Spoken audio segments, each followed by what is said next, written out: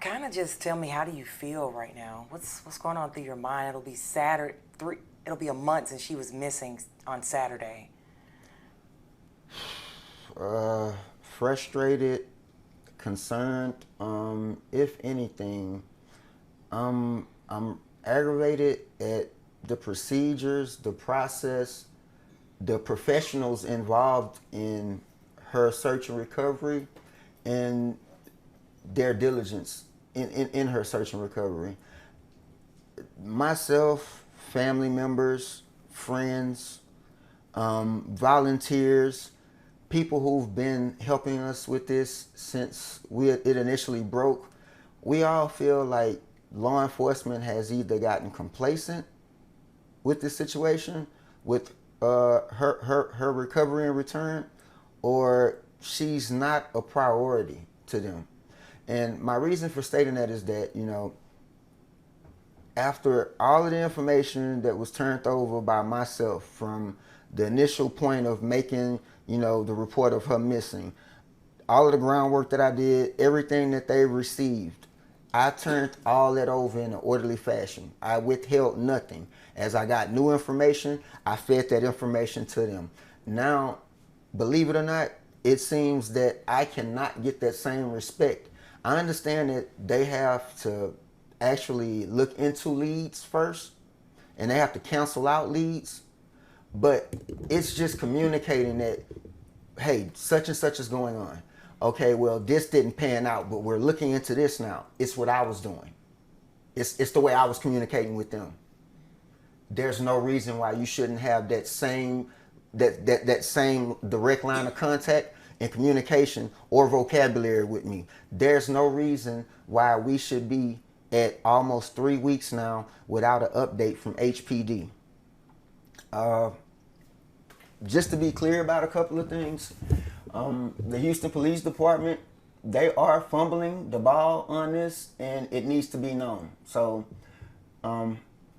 we were asked to keep vital information in, some information that they felt was threatening to the investigation. But at this point, the actions of the law enforcement agencies, because it's multiple agencies, it's crazy to me, and it's thrown me and my family for a loop. And now we're asking any agencies, organizations who have professionals who know how to operate, how to search and look for someone, how to make someone a priority, how to become engaged, how to not let go of that. We're asking them to step in right now.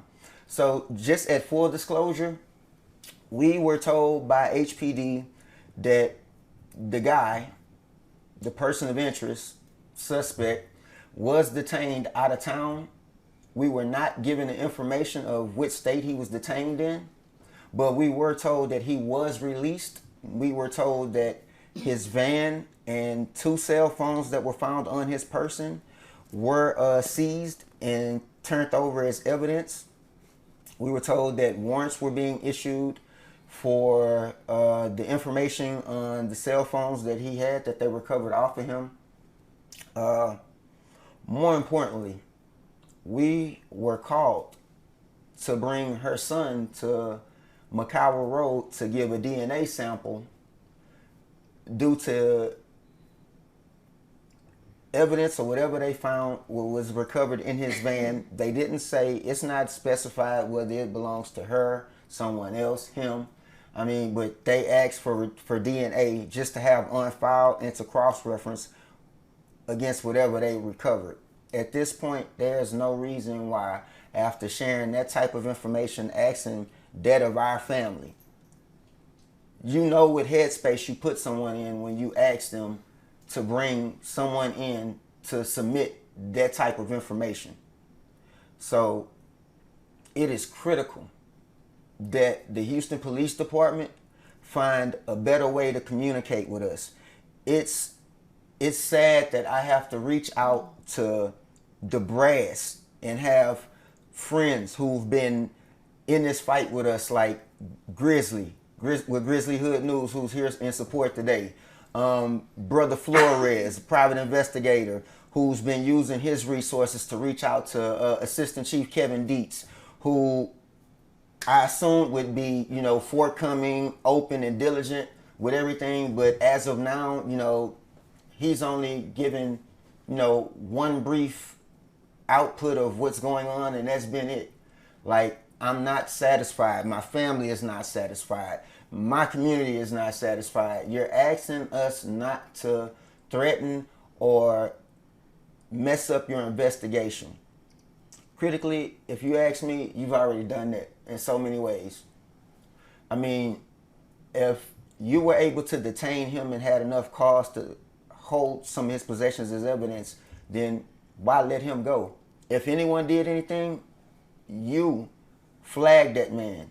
You gave him a reason to run if he's been released. And now you gotta ask yourself, if this man is triggered, or if he feels like, okay, something is going on here, he has every right to go on the run. And how are you going to stop him? You no longer have him. You let him go, or another law enforcement agency let him go that you were communicating with.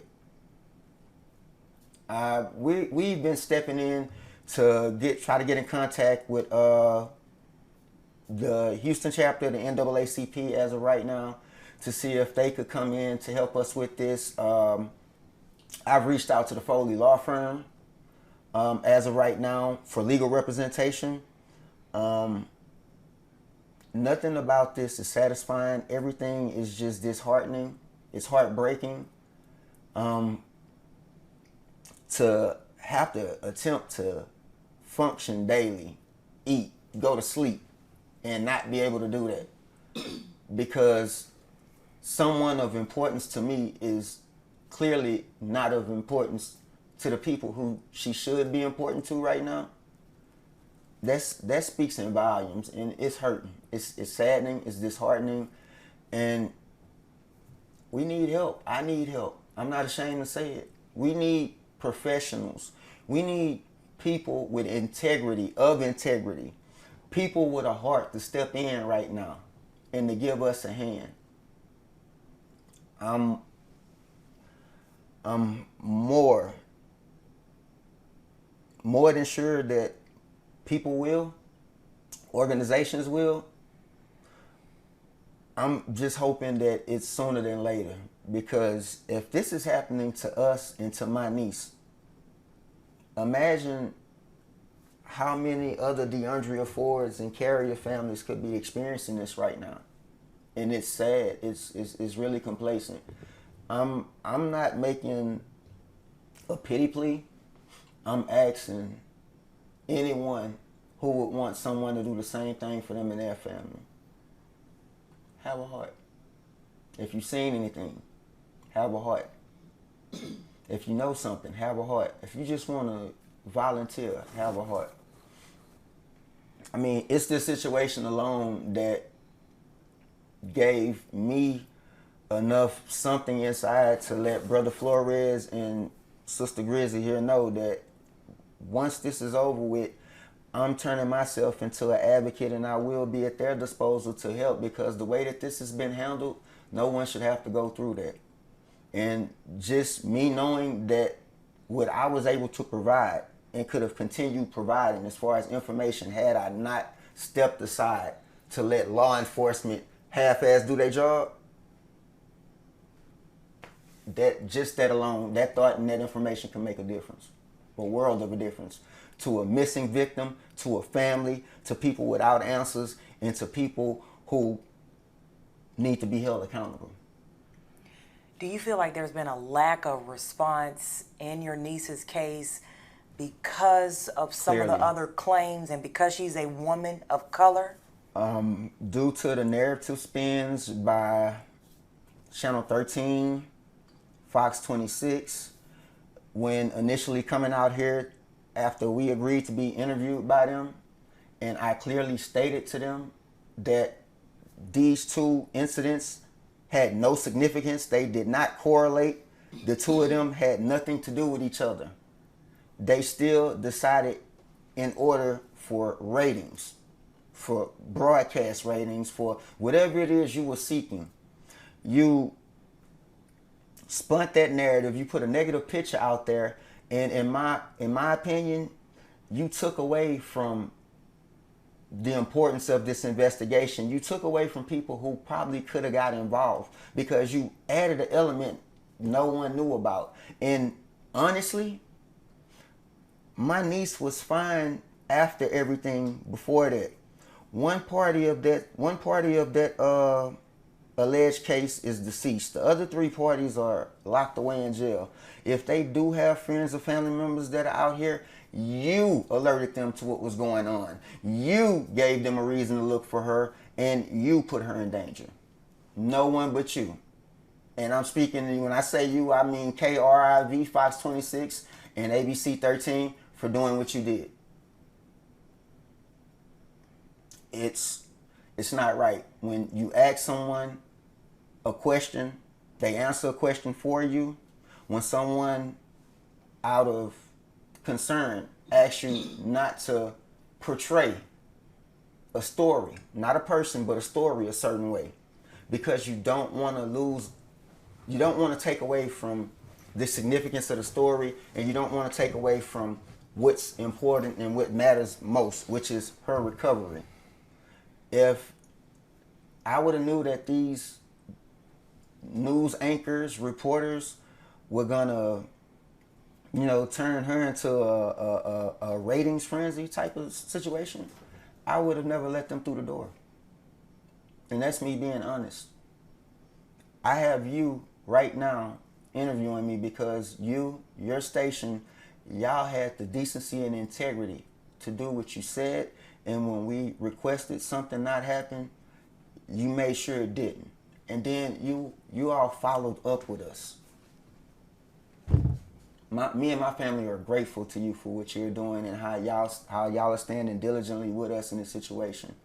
And I just want you and your broadcasting company, your station, to know we need more like you. Grizzy, we need more like you. Brother Flores, we need more like you. And I'm just asking everyone to just have that type of integrity and energy right now, because we need more like you. That's the message. That's it.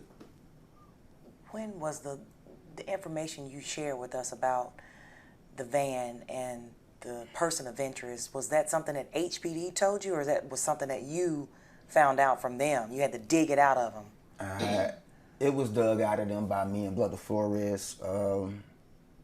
The crazy part about it is Assistant Chief Kevin Dietz released this information to me after his investigators knew it.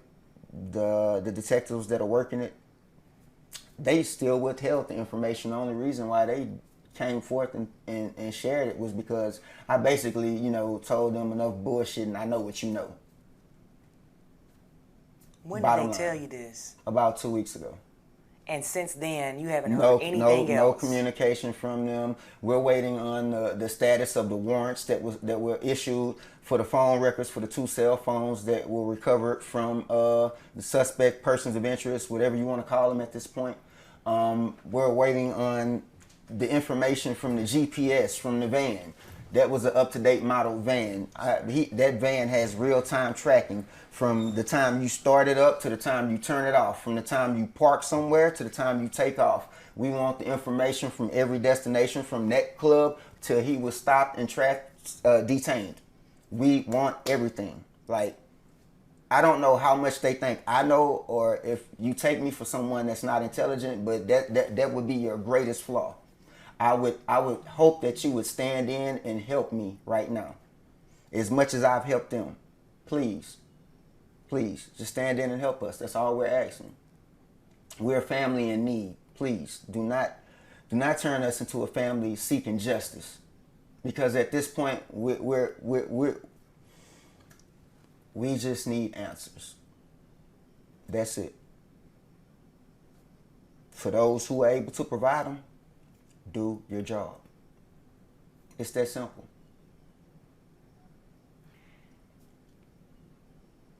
Do you think Deundrea is okay right now? At this point, I'm never going to stop believing that my niece is okay. Because the minute that I stop believing that, all of this to me is in vain. except for bringing her home. So I'll never not believe that she's okay until I can no longer believe that. And the only thing that can stop me from believing it is clear, uncut truth. And it has to be for me to see. I'm not talking about information truth, no. I have to visually be able to confirm that truth, and then I'll accept that truth. But until then, the truth of the matter is the ball is being dropped on her search and recovery. Those people that are responsible for getting her back home, after everything that me and other people have done to help you all, you owe us that much. And I will not rest until you start presenting information, or until you and the parties responsible for this are all held accountable for the individual parts that you played.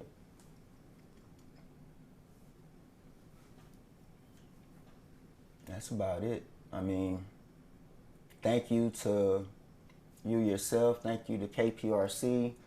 Thank you to Grizzly Hood News. Thank you to the new Black Panther Party. Thank you to the volunteers and family members, friends of Deundrea Ford, relatives who have been, spreading the message on social media, making sure that this story doesn't go unheard. Thank you to everyone who's taken time out of their day to make my family a part of your household, or to at least care about us. I just ask that all of those people, law enforcement agencies, if someone of a higher authority has to step in to aid with this investigation to get her home, please do so. We need all the help we can get right now. And it's clear, it's imminent, it's evident.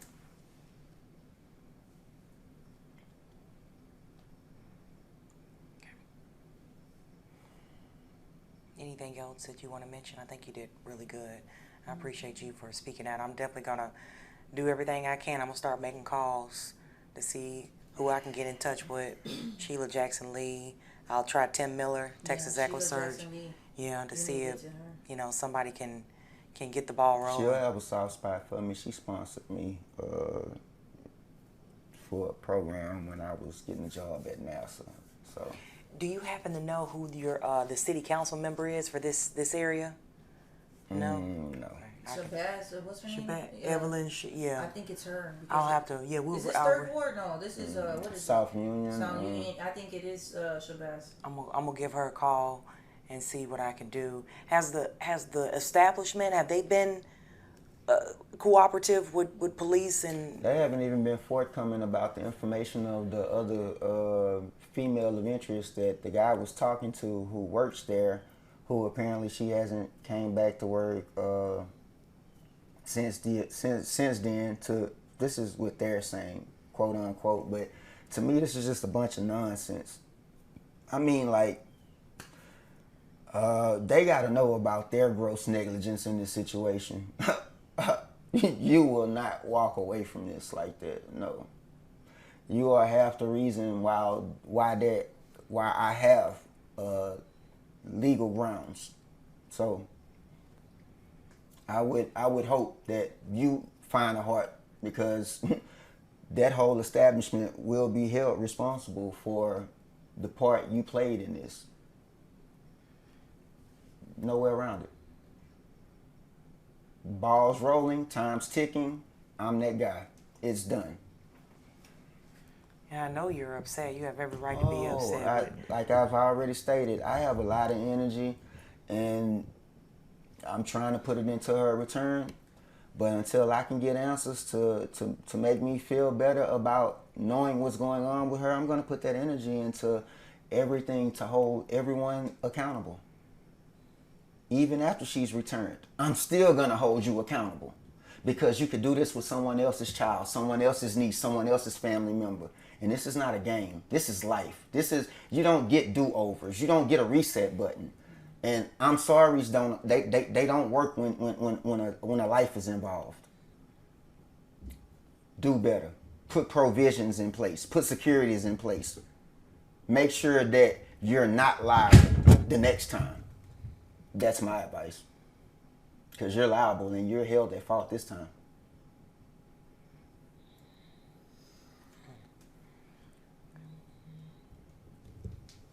How is your nephew doing? And how's your grandmother doing? My mom is leaning on me and everybody in the household for her strength. I mean, it's like me, tossing and turning. I mean, I'm pretty sure that she's in a state of suspended animation as well. I mean, just going to work to have time out of these four walls to get away from that, but you still have to take that with you everywhere you go, because people that know of it, they're constantly asking, have you heard anything? Is anything new coming around? And then when you get the constant reminder that law enforcement isn't doing what they're supposed to do and they're not communicating with you, it just further drives home the point of why I'm doing what I'm doing now. The more time that slips away, the more dangerous any investigation or situation becomes when it involves a missing person. The most valuable and crucial element you have in recovery of a missing person is time. It's almost a month. I shouldn't be speaking on time right now.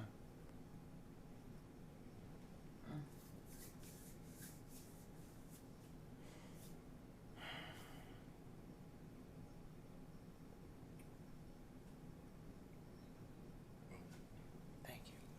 Yes, thank you for the interview. You said some Thank you powerful for being stuff. strong, man, and talk to us. Yes, Yes. I know this is Appreciate that. hard.